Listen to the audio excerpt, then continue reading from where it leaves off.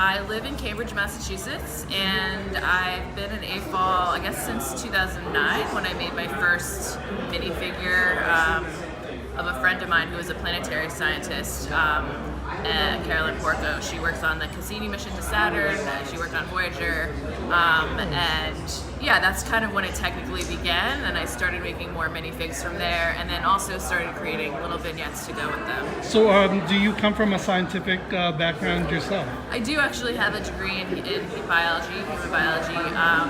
I have long been interested in astronomy though, and after college decided to do science journalism as a career, and so I've written and researched a lot of interesting projects related to astronomy and space.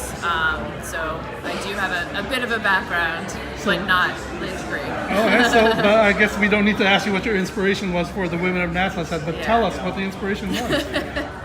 Well, yeah, I mean, I've long been interested in space projects. I more recently have been interested in the history of women in science and engineering.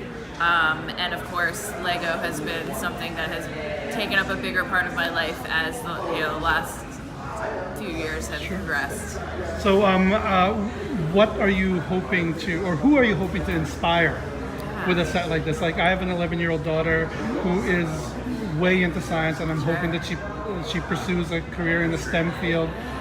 Is that one of the things you're hoping to achieve? Absolutely. I mean, it's been shown many times that girls can really use more encouragement in the STEM areas.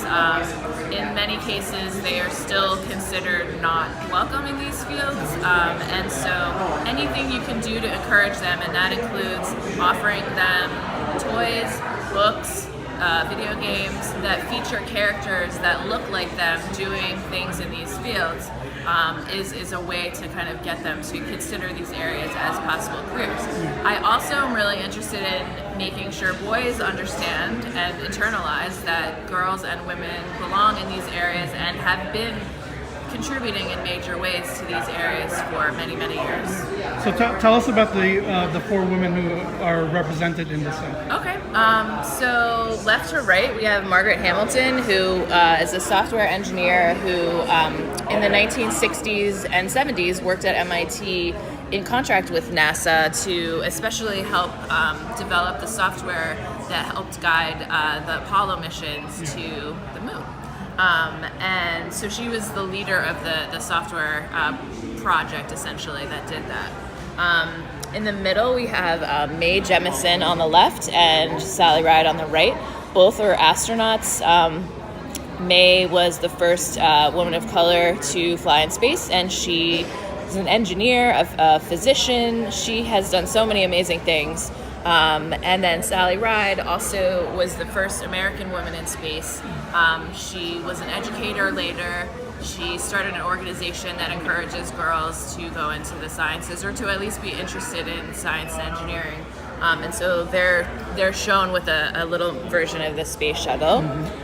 And then finally, Nancy Grace Roman is an astronomer and a longtime executive with NASA. I think she is actually the first female executive at NASA. She started the astronomy program at NASA, and she wasn't single-handedly responsible for it, but she was a major driving force behind the development of the Hubble Space Telescope. Yeah. So your final thought. You came into the store today. Yeah. There are rows and rows of boxes of your set.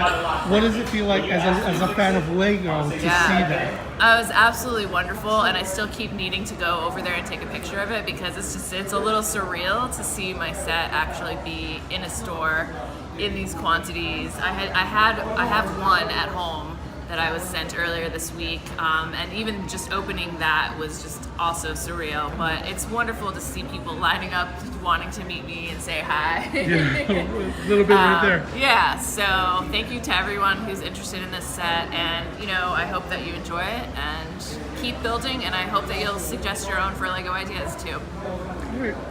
Maia, thank you so much for being with us today. Thank you.